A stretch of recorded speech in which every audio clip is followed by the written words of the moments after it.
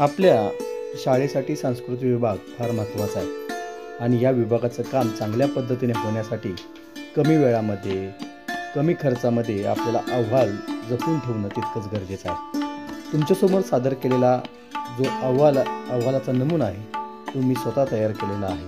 विद्यार्थ्यांचे सांस्कृतिक मंडळ, प्रस्तावना, सांस्कृतिक विभागाची उद्दिष्ट कोणती असतात हेही आपल्या अहवालातून आपण सादर करू शकतो.